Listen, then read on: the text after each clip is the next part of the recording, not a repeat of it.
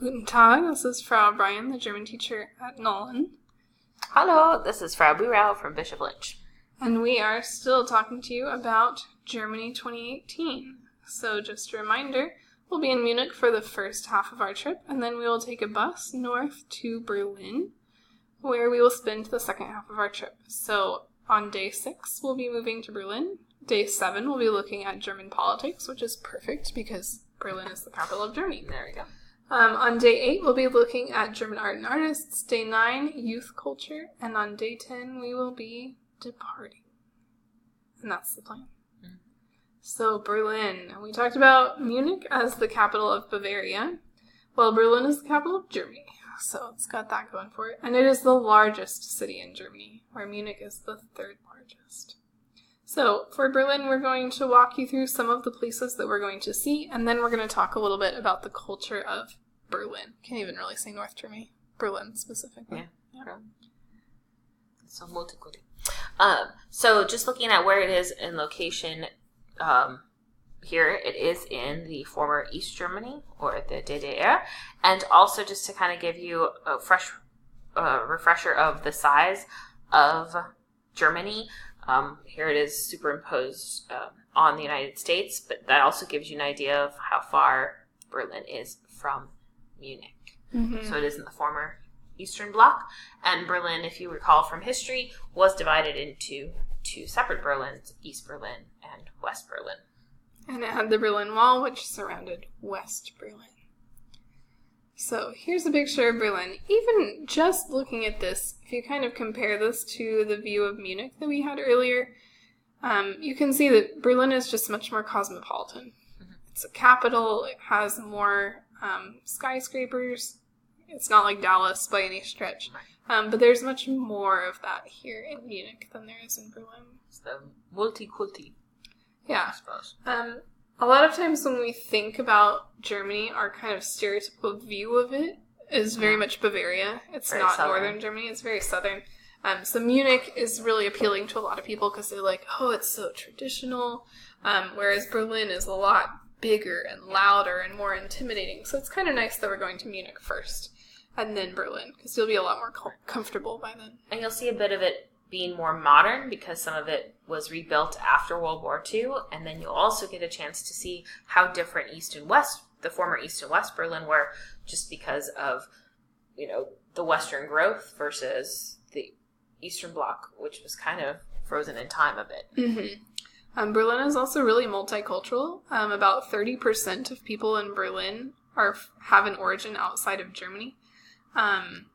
And there's also, because it's so large, there's much more of a reliance on public transit. We'll take public transit in Munich too, but you'll see in Berlin it's just absolutely necessary. You can't do anything without it. So one of the first places that we're going to see is the East Side Gallery. The East Side Gallery is what used to be part of the Berlin Wall, and it has now been turned into this large open-air gallery with murals. These murals did not exist here during the Cold War, during the time when the Berlin Wall actually separated East and West. This is artists from around the world who were brought here shortly after the wall fell in order to paint on the wall different symbols of freedom. So a lot of them are references to things that happened during the Cold War. You can see in the bottom left, the one that says Curriculum Vitae. This is a list of all the years that people died trying to escape from East Germany into West Germany. But then others reference things that are going on in the world today, places where there's not the freedom or where walls are being built instead of being torn down.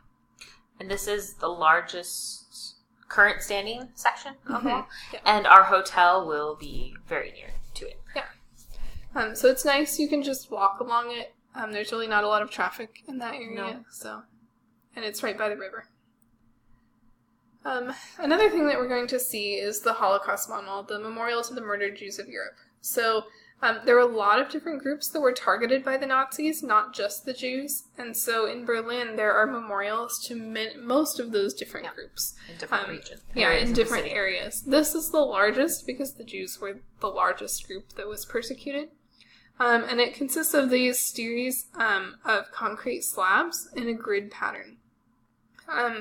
It's a very interesting memorial. It's very abstract.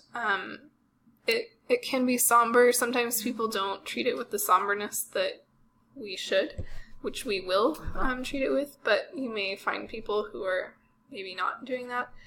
This was built in 2003 and 2004.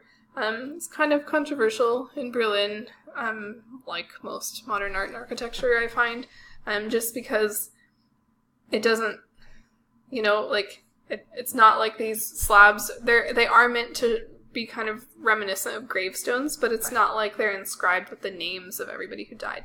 That said, there is underneath a few different chambers that you can walk through that have actual historical information about the Holocaust and the Jews who were persecuted there.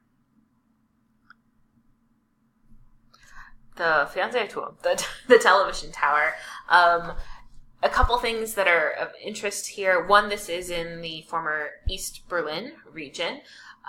And what I find interesting in terms of history is it was the cross. Yeah. So what happens is the people in the West called it the Pope's Revenge, and the way that the light would hit it, because the East being very secular, the way the light would reflect on the dome would show a lit cross on it. So they called it the Pope's Revenge. Right, because it was supposed to be a symbol of communism.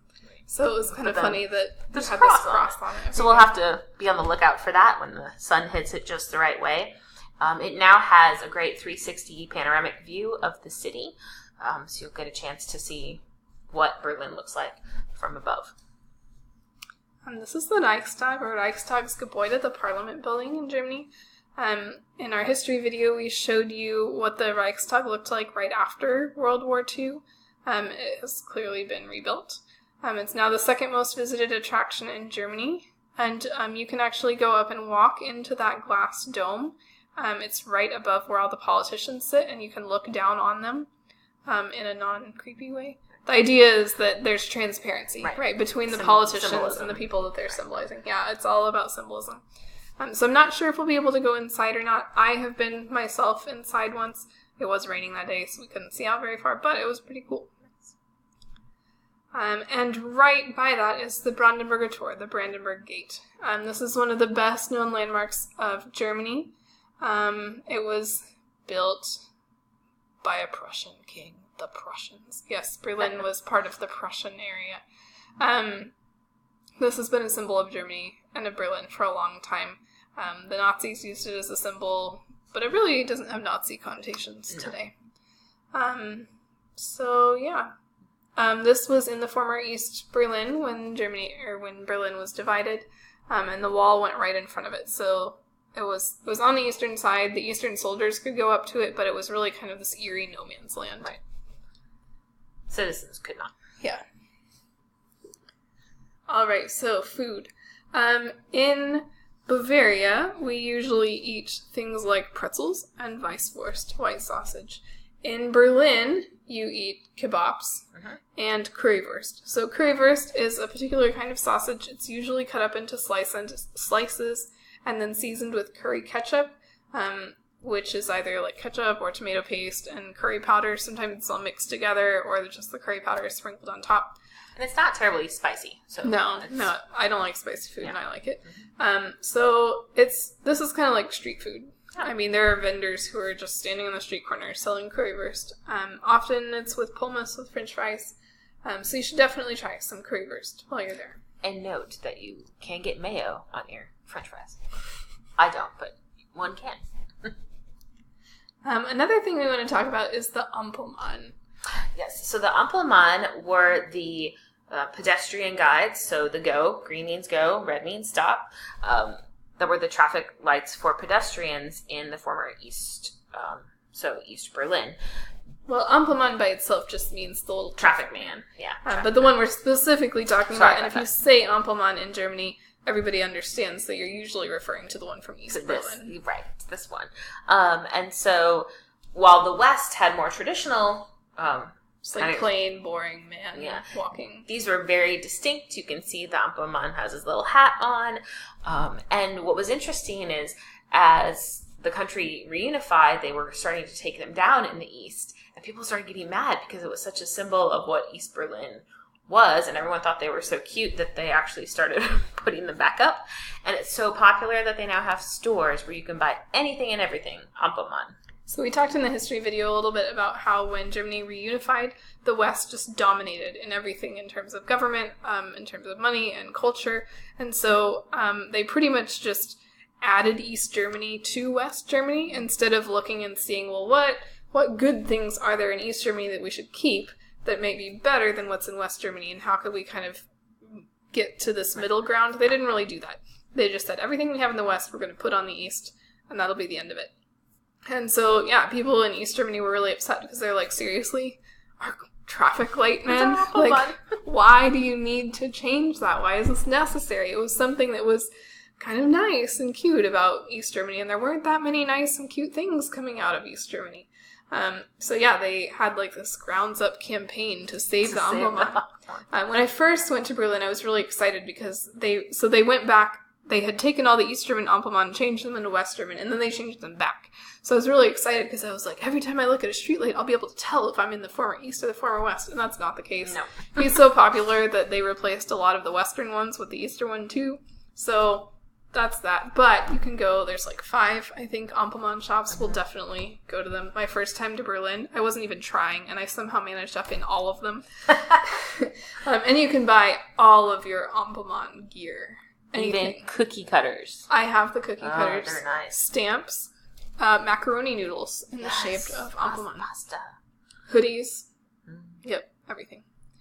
Okay, and lastly, we wanted to talk about the Trabi. So in Western Germany, during the Wirtschaftswunder, the economic miracle after World War II, they had the VW Bug. That became like the car that was the symbol.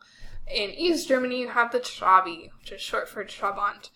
So this was the only car, as far as I know, that was manufactured in the East because they didn't have a lot of product selection.